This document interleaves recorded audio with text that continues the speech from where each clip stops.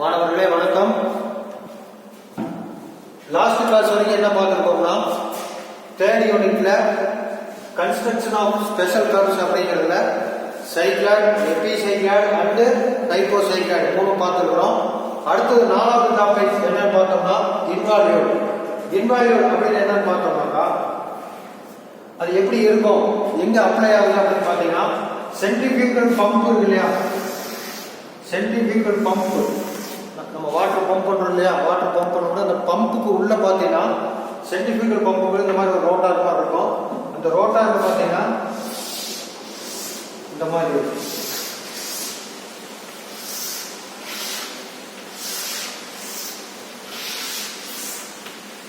பார்த்தீங்கன்னா அந்த இம்பல்லர்ஸ் சொல்லவே இருக்கு. சென்ட்ரிஃபியூகல் பம்புக்குள்ள வரக்கூடிய இம்பல்லர்ஸ், அந்த இம்பல்லர்ஸ் வந்து என்ன எதை வச்சு டிசைன் பண்ணிக்கிறாங்கன்னா, இந்த இன்வால்யூட் வச்சு தான் இதை டிசைன் பண்ணியிருக்கிறாங்க. ஓகே, அந்த வாட்டர் பம்ப் பண்ணக்கூடிய ஏரியா பார்த்தீங்கன்னா இதுதான், இந்த பிளேட் இருக்கு, அந்த பிளேட்ல தான் வந்து வாட்டர் வந்து பம்ப் பண்ணி மேலே வரும். ஓகேவா, அந்த சென்ட்ரிஃபியூகல் பம்ப்ல இருக்கக்கூடிய இம்பல்லர்ஸ் அப்படின்னு சொல்லுவாங்க. இம்பல்லர்ஸ்ங்கிறது இதுதான்.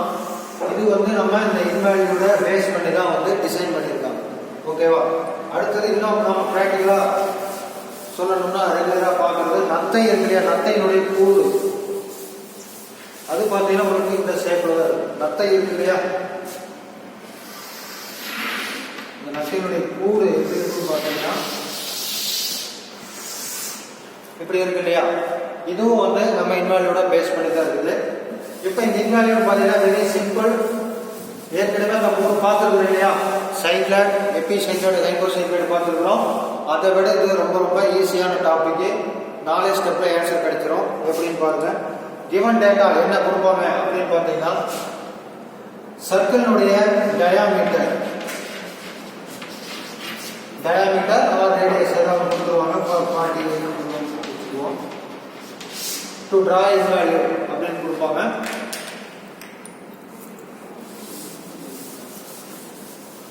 இப்போ இந்த டேட்டா வச்சுட்டு நாம எப்படி இன்வால்யூட் வரையறதுன்னு பாருங்க.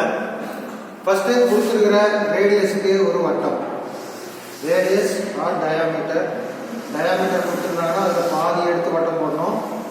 ரேடியஸ்னு கொடுத்துருந்தாங்கன்னா அப்படியே என்ன அளவு கொடுத்துருக்காங்களோ அதே அளவு எடுத்து ஒரு வட்டம் வரையும். ஓகேவா, வட்டம் வரைஞ்சா என்ன பண்ணுவோம், 12 ஈக்குவல் பார்ட்ஸாக பிரிக்கும் இல்லையா. சேம் அதே தான், வட்டத்தோட ரேடியஸ் இருந்துட்டு அங்கங்கே வச்சு ஆறு கழிச்சோம்னா உங்களுக்கு 12 பார்ட்டாக பிரிஞ்சிடும். அதுக்கப்புறம் என்ன பண்ணணும், இந்த சென்டர் பாயிண்ட் வரையே அதை ஜாயின் பண்ணணும்.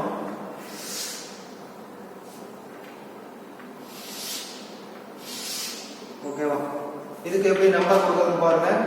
இந்த வெர்டிகல் லைனுக்கு இந்த பக்கம் ஃபர்ஸ்ட் 1 நம்பர் கொடுத்துங்க, கிளாக் வைஸ்ல நம்பர் கொடுக்கணும்.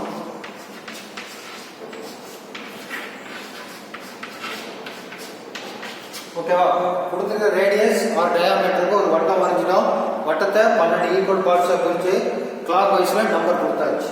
அடுத்த ஸ்டெப் என்ன பண்ணணும் அப்படின்னு பார்த்தீங்கன்னா, இந்த வட்டத்தினுடைய சுற்றளவு 5D இருக்கு இல்லையா, வட்டத்தினுடைய சுற்றளவு 3.14 into 40. ஓகேவா, டயாமீட்டர் வந்து 40,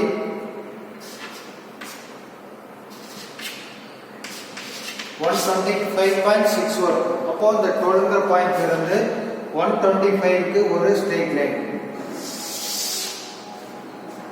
125க்கு ஒரு ஸ்ட்ரெயிட் லைன் வரைஞ்சாச்சு. ஓகேவா, 12ல இருந்து வட்டத்தின் சுற்றளவு கண்டுபிடிச்சோம். πd ஃபார்முலா, πயோட மதிப்பு 3.14 இன்டு டயாமீட்டர் 40 போட்டோம்னா இந்த ஆன்சர் வருது 125.6 வரும்.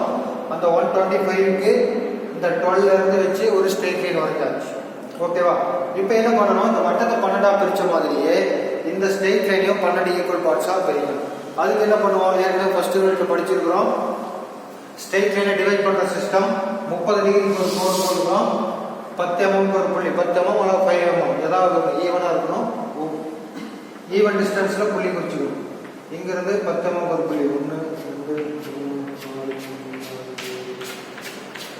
12 12வது பார்ட்டையும் லாஸ்ட் பாயிண்டையும் ஜாயின் பண்ணிட்டு ஸ்கேல் நல்லா டைப் பண்ணிக்கணும். டைப் பண்ணிட்டு ஒவ்வொரு பாயிண்ட்லையும் ஸ்கேலை வச்சு கோடு போடணும். 2 டிஸ்பென்சில் லேசாக போங்க, டார்க் பண்ணிடலாம். ஓகேவா? 12 பார்ட்ஸாக பிரிச்சாச்சு. இதுக்கு நம்பர் கொடுங்க.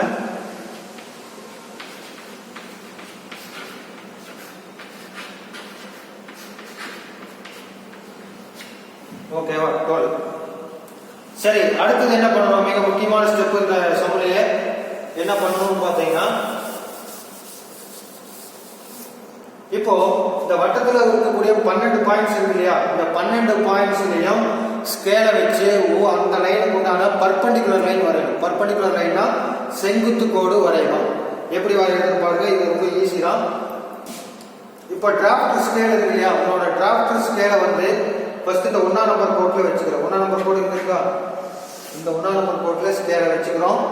வைக்கும்போது உங்களுக்கு இந்த டிராஃப்டினுடைய இன்னொரு ஸ்கேல் பார்த்தீங்கன்னா இப்படி போகுமா? டிராஃப்ட்ல 2 ஸ்கேல் இருக்கும், 90 டிகிரியில் இருக்கும். ஒரு ஸ்கேல் இந்த கோட்ல வைக்கும்போது இன்னொரு ஸ்கேல் எங்க இருக்கும்? இப்படி போகுமா? அப்போ அதே ஸ்கேல் இப்படி போகும். அடுத்தது இந்த 2ஆம் நம்பர் கோட்ல இப்படி ஸ்கேலை வைக்கிறோம். வச்சுட்டு இன்னொரு ஸ்கேல் இப்படி போகுமா? அதுக்கு இப்படி போகும். அடுத்து 3ஆம் நம்பர் கோட்ல வைக்கிறீங்க, அதுக்கு இப்படி வரும். அடுத்து 4ஆம் நம்பர் கோட்ல இப்படி வச்சீங்கன்னா இன்னொரு ஸ்கேல் இங்க வரும், இது 4. அடுத்து 5ஆம் நம்பர் கோட்ல இப்படி ஸ்கேலை வச்சீங்கன்னா அதுக்கு பர்பெண்டிகுலர் லைன் இது. அடுத்து 6ஆம் நம்பர்ல வச்சீங்கன்னா அதுக்கு பர்பெண்டிகுலர் இது. அடுத்து 7ல வச்சீங்கன்னா இதுக்கு பர்பெண்டிகுலர் இது. 8ஆம் நம்பர்ல வச்சீங்கன்னா இது. அடுத்து 9ஆம் நம்பர்ல வச்சீங்கன்னா இது. அடுத்து 10ஆம் நம்பர்ல இங்க வச்சீங்கன்னா இப்படி போகும். அடுத்து 11ஆம் நம்பர் இங்க வச்சோம்னா இங்க போகும். அடுத்து 12ஆம் நம்பர் ஆல்ரெடி நாம வரைஞ்சிருக்கோம். ஓகேவா? மொத்தம் 12 பாயிண்ட்ல இருந்தோம். 12 பர்பெண்டிகுலர் லைன் வரைஞ்சிருக்கிறோம். பர்பெண்டிகுலர் அப்படின்னா செங்குத்து கோடு. ஒவ்வொரு கோட்டுக்கும் செங்குத்து கோடு. 1ஆம் நம்பர்னா அதுக்கு ஒரு செங்குத்து கோடு, 2ஆம் நம்பர்னா அதுக்கு ஒரு செங்குத்து கோடு. அதே மாதிரி 12 பாயிண்ட்டுக்கும் 12 செங்குத்து கோடு வரைஞ்சிருக்கிறோம். ஓகேவா? அடுத்தது லாஸ்ட் ஸ்டெப்பு, ஆன்சர் கண்டுபிடிக்கிறோம். எப்படின்னு பாருங்க. இப்போது 12 ஆர் 0ன்னு வச்சுக்கிறோம். இந்த 0ல இருந்து இந்த 1ஆம் நம்பர் பேஸ் லைன்ல இருக்கக்கூடிய இந்த 1ஆம் நம்பர் இந்த அளவை அளந்துக்கிறோம். அளந்துட்டு இந்த 1ஆம் நம்பர்ல வச்சு வட்டத்தில் இருக்கக்கூடிய 1ஆம் நம்பர் வச்சு ஒரு ஆர்க் அடிக்கிறோம். அடுத்தது இந்த 0ல இருந்து 2 அளந்துக்கிறோம். வட்டத்தில் இருக்கக்கூடிய இந்த 2ல வச்சு ஒரு ஆர்க் அடிக்கிறோம். அடுத்து 0ல இருந்து 3 அளந்துக்கிறோம். வட்டத்தில் இருக்கக்கூடிய 3ஆம் நம்பர்ல வச்சு ஒரு ஆர்க் அடிக்கிறோம். அடுத்து 0ல இருந்து 4 அளந்துக்கிறோம். வட்டத்தில் இருக்கக்கூடிய 4ஆம் நம்பர் வச்சு ஒரு ஆர்க் அடிக்கிறோம். அடுத்து 0ல இருந்து 5ஆம் நம்பர் அளந்துக்கிறோம். வட்டத்தில் இருக்கக்கூடிய 5ஆம் நம்பரை வச்சு ஒரு ஆர்க் அடிக்கிறோம். அடுத்து 0ல இருந்து 6 அளந்துக்கிறீங்க, இங்கிருந்து 6. அதே அளவு கொண்டு வந்து இங்க வட்டத்தில் 6ஆம் நம்பர் வச்சு இங்க ஒரு ஆர்க். அடுத்து 0ல இருந்து 7 வட்டத்தில் இருக்கக்கூடிய 7ஆம் நம்பரை வச்சு இங்க ஒரு ஆர்க். அடுத்து 0ல இருந்து 8 அளந்துக்கிறோம். வட்டத்தில் இருக்கக்கூடிய 8ஆம் நம்பரை வச்சு ஒரு ஆர்க். அடுத்து 0ல இருந்து 9 அளந்துக்கிறோம். வட்டத்தில் இருக்கக்கூடிய 9ஆம் நம்பரை வச்சு ஒரு ஆர்க். அடுத்து 0ல இருந்து 10 அளந்துக்கிறோம். இந்த வட்டத்தில் இருக்கக்கூடிய 10ஆம் நம்பரை வச்சு ஒரு ஆர்க். அடுத்து 0ல இருந்து 11 அளந்துக்கிறோம். வட்டத்தில் இருக்கக்கூடிய 11 வச்சு ஒரு ஆர்க். அடுத்து 12க்கு அடையலாம். ஓகேவா? இப்போ நமக்கு தேவையான ஆன்சருக்கு தேவையான பாயிண்ட்ஸ் எல்லாம் கிடைச்சிருச்சு. இதை வந்து நம்ம எப்பவும் போல ஹெச் பென்சில் டார்க்காக ஜாயின் பண்ணிங்கன்னா நமக்கு தேவையான ஆன்சர் கிடைக்கும். இந்த 0 ஸ்டார்ட் பண்ணி அப்படியே வரையாம அழகா கர்வு மாதிரி வரும். கையில் தான் வரையணும், காம்பஸ் வச்சு வரையக்கூடாது.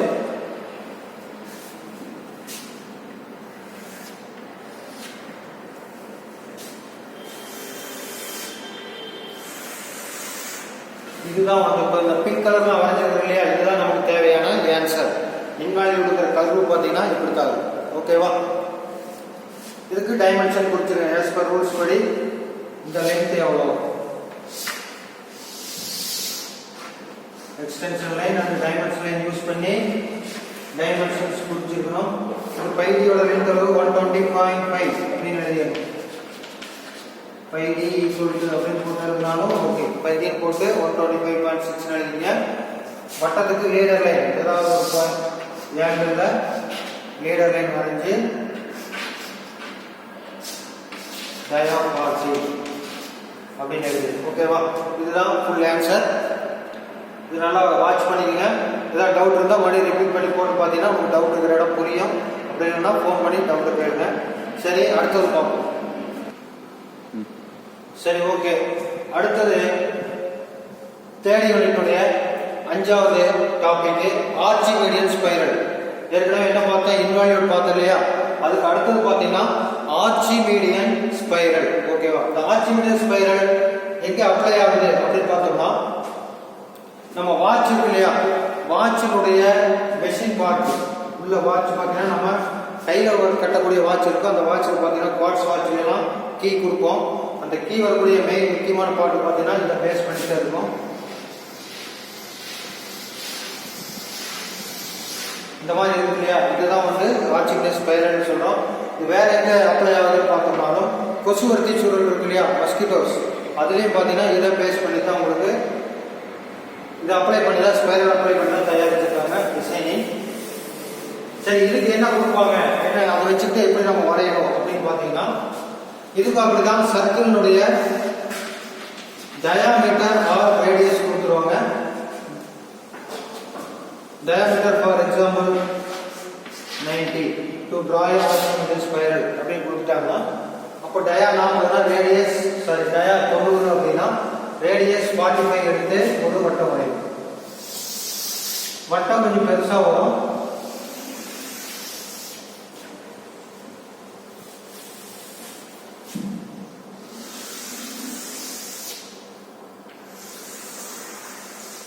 கொடுத்துருக்கிற ரேடியஸ் ஆர் டயாமீட்டருக்கு ஒரு வட்டம். வட்டம் போட்டால் என்ன பண்ணுவோம், 12 ஈக்குவல் பார்ட்ஸாக பிரிப்போம். 12 ஈக்குவல் பார்ட்ஸாக பிரிக்கிறதுக்கு சென்டர் பாயிண்ட் ஒரே கோடு, ஒரு வெர்டிகல் கோடு, ஒரு ஹரிசாண்டல் ஆர் ஒரு வெர்டிகல் கோடு. இந்த சென்டர் பாயிண்ட் ஓ வச்சுக்கிறோம். இப்போ என்ன பண்ணா 12 ஈக்குவல் பார்ட்ஸாக பிரிக்கிறது இல்லையா, அதுக்கு நீ வட்டத்தோட ரேடியஸ் ஆனது மேலே வச்சு விட்டு இந்த பாயிண்ட் வச்சு விட்டு விட்டு இந்த பாயிண்ட்ல வச்சு விட்டு இதுல வச்சு விட்டு. ஓகேவா, இப்போ 12 ஈக்குவல் பார்ட்ஸா பிரிச்சாச்சு. எல்லா பாயிண்ட்டும் சென்டர் பாயிண்ட் வழியா ஸ்கேல் வச்சு ஜாயின் பண்ணணும்.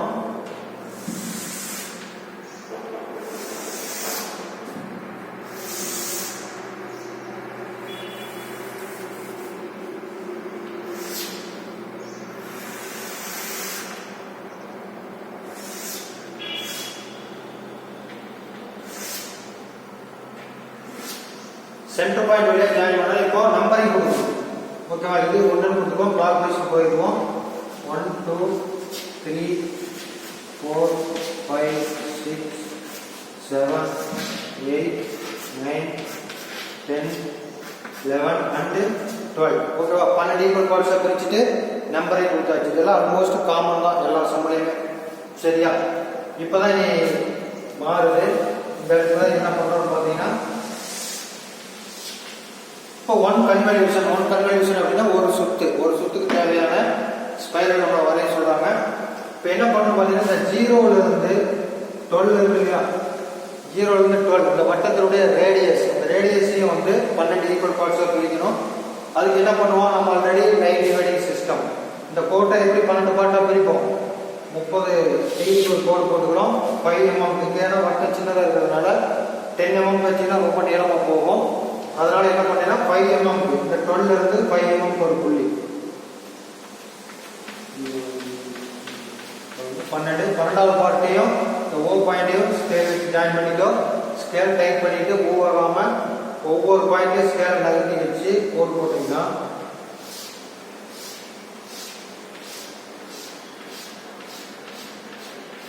பன்னெண்டா பிரிச்சாச்சு. ஓகே, இங்கிருந்து இது 0வா, இதுல இருந்து 1 கொடுத்துருக்கேன்.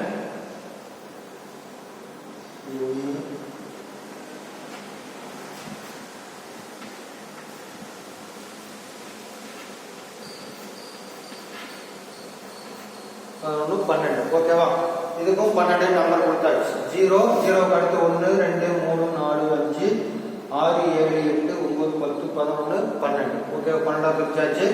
இனி லாஸ்ட் ஸ்டெப் ஆன்சர் கண்டுபிடிக்க போறோம். Very simple. இப்போ நீ காம்பஸ் எடுத்துக்கிறீங்க.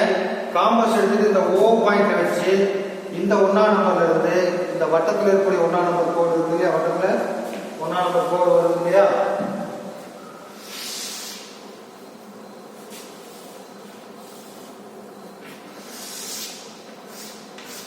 இந்த ஓ பாயிண்ட் வச்சு இந்த 1ஆம் நம்பர்ல இருந்து இந்த 1 வரைக்கும் ஒரு கோடு.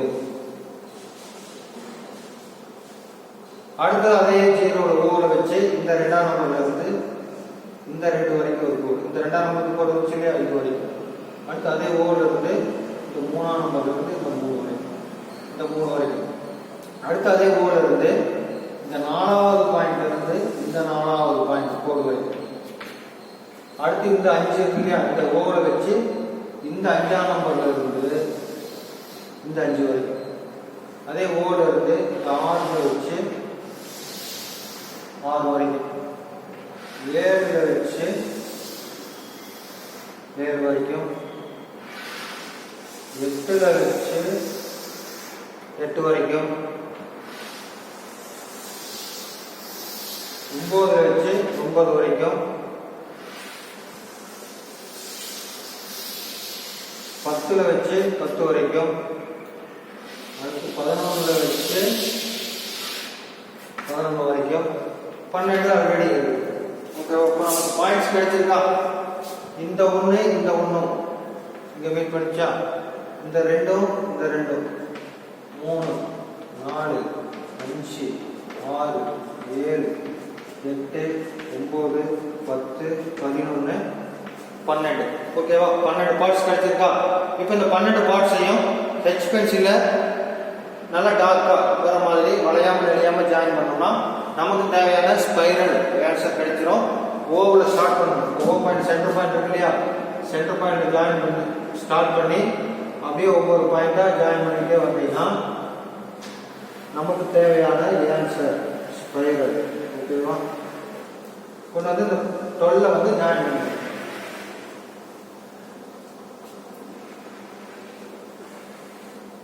இதுதான் வந்து நமக்கு தேவையான ஸ்பைரல் கர்வ். ஓகேவா? சரி, ஓகே. இதுவும் அதே மாதிரி லீடர் லைன் போட்டு வட்டத்தினுடைய டயாமீட்டரை குறிச்சு டைமென்ஷன் குறிச்சு காட்டியிருக்கேன். இதோட ஸ்பைரல் முடிஞ்சது. அடுத்தது ஹெலிக்ஸ் பார்ப்போம். சரி, அடுத்தது என்னன்னு பார்க்க போனோம்னா இன்வால்யூட் பார்த்துருக்கோம், ஸ்பைரல் பார்த்துருக்கோம். அடுத்தது லாஸ்ட் டாபிக் 6வது டாபிக் ஹெலிக்ஸ். ஓகேவா? ஹெலிக்ஸ் அப்படின்னாக்கா திருகு சுருள் அப்படின்னு சொல்றோம். தமிழ்ல பாத்தீங்கன்னா திருகு சுருள்.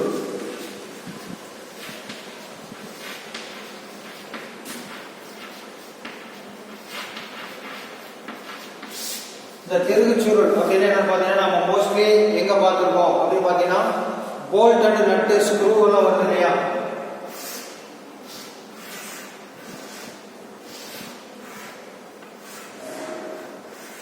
போல்ட் எப்படி இருக்கும்? இந்த போல்ட் பாத்தீங்கன்னாக்கா ஸ்க்ரூ இருக்கு இல்லையா, இந்த த்ரெட்டட் போர்ஷன்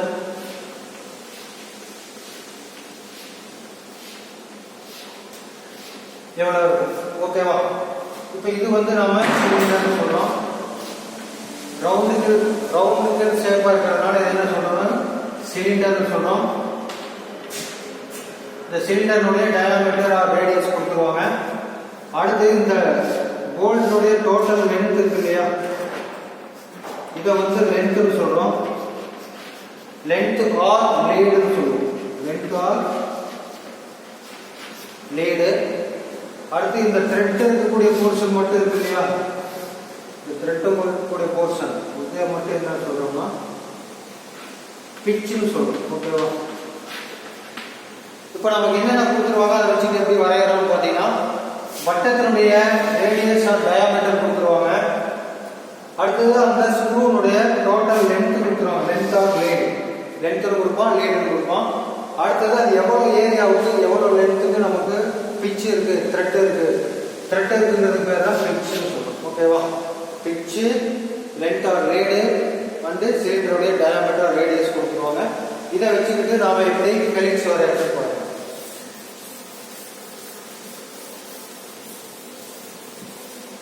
ஃபார் எக்ஸாம்பிள் ஒரு சம் பார்த்தீங்கன்னா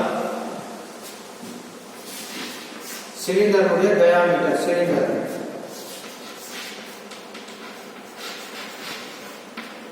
சிலிண்டருடைய டயாமீட்டர் வந்து ஒரு 50 mm.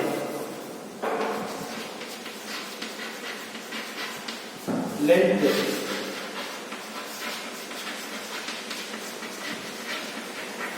ஒரு 100 mm. பிட்ச் ஃபார் எக்ஸாம்பிள் ஒரு ஏடிஎம். ஓகே, இதுதான் கொஸ்டின். கிவன் டேட்டா நமக்கு இதுதான் கொடுத்துருக்காங்க. இதை வச்சுட்டு நாங்கள் எப்படி சிலிண்டர் ஹெலிக்ஸ் வரைகிறது, தெருக்கு சுருள் வரைகிறது பார்த்தீங்கன்னா, இங்கே என்ன பண்ணணும் அப்படின்னு பார்த்தீங்கன்னா, நமக்கு சிலிண்டர் இருக்கு இல்லையா, அந்த சிலிண்டருடைய front view and top view வரையணும். சிலிண்டர் இருக்கு அப்படின்னு வைங்க. இப்போ இந்த மாதிரி இருக்கு, நீ அங்கிருந்து முன்னாடி இருந்து பார்த்தீங்கன்னா அந்த சிலிண்டருடைய ஃப்ரண்ட் வியூ முன்பக்க தோற்றம் எப்படி இருக்குன்னு பார்த்தீங்கன்னா ஒரு ரெக்டாங்குலர் ஷேப் இருக்கு, இப்படி இருக்கு இல்லையா. இதுதான் ஒரு பெரிய ஒரு சிலிண்டரா இமேஜினேஷன் பண்ணிக்கங்க. இப்போ நீங்க அங்கிருந்து முன்னாடி பார்க்கும்போது இந்த ரெக்டாங்குலர் ஷேப் அப்படியே தெரியும். ஓகேவா? அதே சிலிண்டரை நீங்க மேல இருந்து பார்க்கும்போது டாப் வியூ எப்படி தெரியும்? சிலிண்டரு வட்டமா தெரியுமா? இது எப்படி இருக்கும்? சிலிண்டர் வட்டமா இருக்கும். XY லைன், இது ரெஃபரன்ஸ் லைன் வச்சுங்க. ரெஃபரன்ஸ் லைன் ஏற்கனவே பாயிண்ட்ஸ் அண்ட் லைன்ஸ்ல பார்க்கறது இல்லையா? Reference line XY line. இந்த XY லைன் கீழே இதோட டாப் வியூ எப்படி இருக்குன்னு பார்த்தோம்னா வட்டமா இருக்கும். ஓகேவா? இதை பேஸ் பண்ணி தான் இப்போ நம்ம இந்த திருச்சுருள் வரைய போறோம். எப்படின்னு பாருங்க.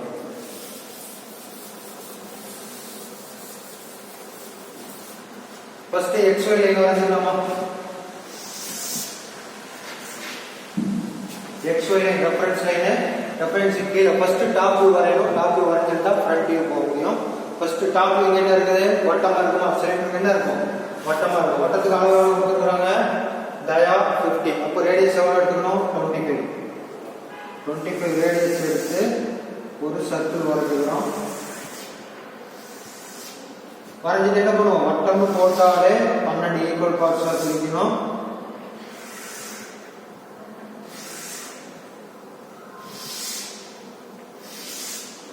ஓகேவா? இந்த நம்பர் 1 வச்சுக்கலாம். 2 3 4 5 6 7 8 9 10 11 12. ஓகேவா? இப்போ நம்ம இந்த சிலிண்டருடைய டாப் வியூ வரைஞ்சிட்டோம். டாப் வியூ வரைஞ்சிட்டோம். வட்டத்தை 12 பிரிச்சு கிளாக் வைஸ்ல நம்பர் கொடுத்தாச்சு. ஓகேவா? அடுத்த ஸ்டெப் என்ன பண்ணலாம்? இதனுடைய ஃப்ரண்ட் வியூ, இந்த சிலிண்டருடைய ஃப்ரண்ட் வியூ வரையணும். அப்ப என்ன பண்ணலாம்? இந்த பாயிண்ட் வந்து ப்ரொஜெக்ஷன் பண்ணணும். இதையும் ப்ரொஜெக்ஷன் பண்ணிக்கோ, இதையும் ப்ரொஜெக்ஷன் பண்ணிக்கோமா. இப்போ இந்த சிலிண்டருடைய ஹைட் எவ்வளவு? ஹைட் கொடுத்துருக்காங்க இல்லையா? ஹைட் ஆர் லென்த் எவ்வளவு கொடுத்துருக்காங்க? 100 mm. அப்ப இந்த ரெஃபரன்ஸ் லைன் XY லைன்ல இருந்து 100 mm எடுத்து ஒரு கோடு போட்டுங்க. போட்டுட்டீங்கன்னா உங்களுக்கு இதுதான் வந்து ஃப்ரண்ட் வியூ. ஓகேவா? இதனுடைய ஃப்ரண்ட் வியூ, இந்த சிலிண்டருடைய ஃப்ரண்ட் வியூ. இப்போ என்ன பண்ணலாம்? இப்போ இந்த வட்டத்தில் இருக்கக்கூடிய பாயிண்ட்ஸ் எல்லாம் நேராக மேலே ப்ரொஜெக்ஷன் பண்றீங்க. இந்த 11 1 இது ரெண்டும் பார்த்தீங்கன்னா ஒரே நேர் ரோட்டில் மேலே போகும். அடுத்தது இந்த 10 2 இல்லையா, இது ரெண்டும் ஒரே நேர் ரோட்டில் மேலே போகும். அடுத்தது 4 8 9 3 ஆல்ரெடி செட் லைன் போட்டிருக்கிறேன். அடுத்து 4 8 ஒரே கோட்டில் வரும். அடுத்தது 5 7 ஒரே கோட்டில் வரும். இந்த ஸ்டெப் புரிஞ்சுதா? என்ன பண்ணிக்கிறேன்? ஃப்ரண்ட் வியூ ரெக்டாங்குலர் பாக்ஸ் வரைஞ்சிட்டேன். எவ்வளோ கைட்டுனா 100 mm கைட்டு போட்டுறது எவ்வளோ? 100. அப்படின்றது 100க்கு வரைஞ்சாச்சு. வட்டத்தில் இருக்கக்கூடிய ஒவ்வொரு பாயிண்ட்டையும் நான் மேலே ப்ரொஜெக்ஷன் பண்ணேன். அப்படி பண்ணும்போது என்னாச்சு? இந்த 2 11 ஒரே கோடா வந்தது. 10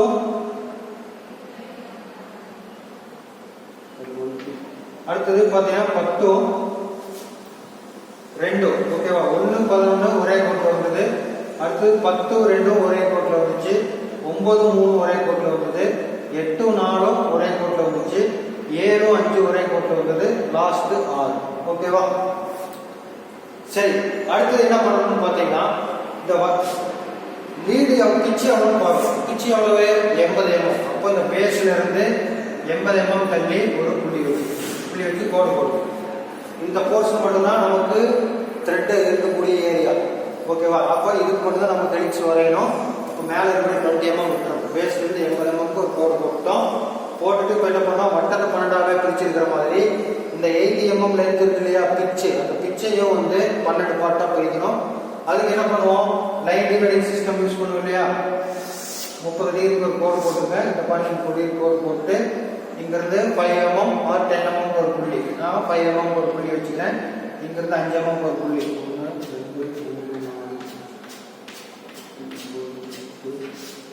12 இந்த 12வது புள்ளியும் இந்த பிச்சோட எண்டு பாயிண்டையும் ஜாயின் பண்ணுவேன்.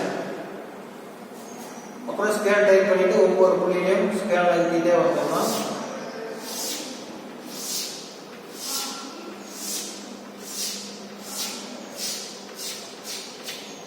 இங்கே நம்பர் கொடுத்துருங்க. இது 1 2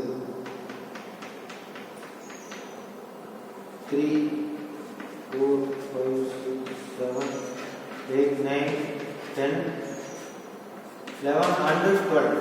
ஓகேவா? அப்போ இந்த பிச்சையும் நான் 12 ஈக்குவல் பார்ட்ஸா பிரிச்சாச்சு. ஓகே, இனி பாருங்க லாஸ்ட் ஸ்டெப், ஆன்சர் கண்டுபிடிக்கிற ஸ்டெப். வெரி சிம்பிள், நல்லா கவனிச்சுங்க.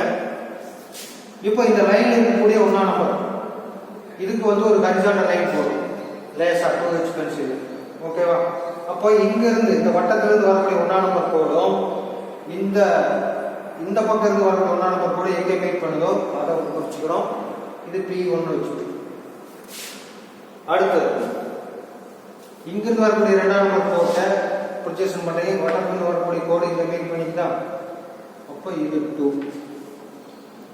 அடுத்தது இந்த 3ஆம் நம்பர் கோடை ப்ரொஜெக்ஷன் பண்ணினா இங்கிருந்து வரக்கூடிய 3ஆம் நம்பர் கோடு இங்க மீட் பண்ணுதா அப்போ இது 3.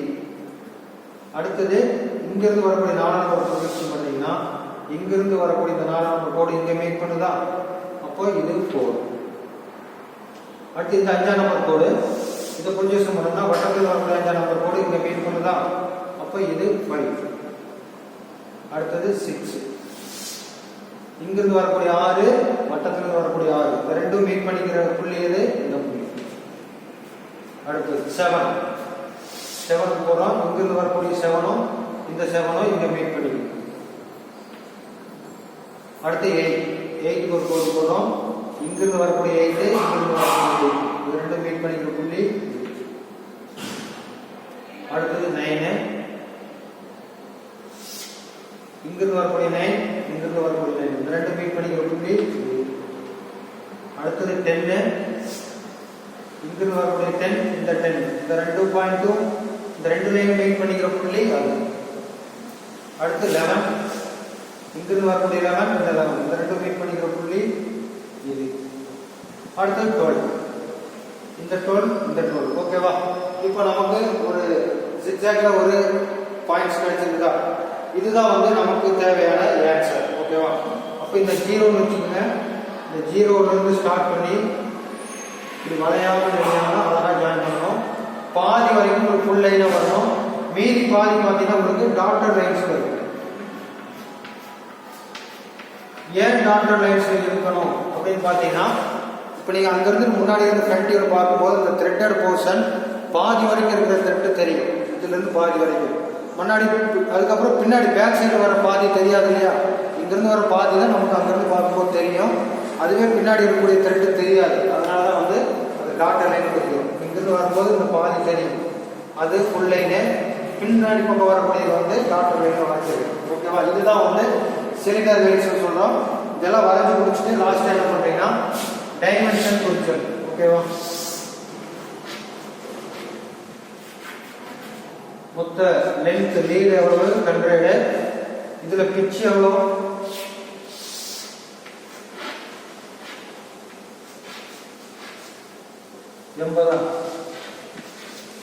80 எழுதிங்க. அடுத்தது வட்டத்துக்கு ஒரு லீடர் லைன் போட்டு டயா 50 எழுதிருங்க. டைமென்ஷன்லாம் கம்பல்சரி எல்லா சம்லையும் இருக்கும். ஓகேவா? அப்படியே இருக்கக்கூடாது. சரி, ஓகே. இதுதான் வந்து சிலிண்டர் ஹெலிக்ஸ். ஓகேவா? இப்போ இதோட உங்களுக்கு இந்த 3rd யூனிட் ஓவர். நீங்கள் ஃபுல்லாக நல்லா வாட்ச் பண்ணுங்க. அடுத்த அசஸ்மெண்ட் டெஸ்ட் குயிக்காக வரப்போகுது. அதனால் நீங்கள் வந்து உடனே பார்த்துட்டு அதுக்கு உண்டான டவுட்ஸ் ஏதாவது இருந்ததுன்னா கிளாரிஃபை பண்ணிக்கோங்க. ஏன்னா அடுத்த யூனிட் உடனே ஸ்டார்ட் பண்ணிடுவோம். நீங்கள் ரொம்ப டைம் குறைவாக இருக்கிறதுனால நீங்கள் எல்லாம் குயிக்காக வாட்ச் பண்ணிவிட்டு ஏதாவது டவுட்ஸ் இருந்ததுன்னா கமெண்ட் பாக்ஸில் போடுங்க. வேறு ஏதாவது டவுட் தான் ஃபோன் பண்ணி கேளுங்க. ஓகேவா? அடுத்த யூனிட்டில் பார்ப்போம்.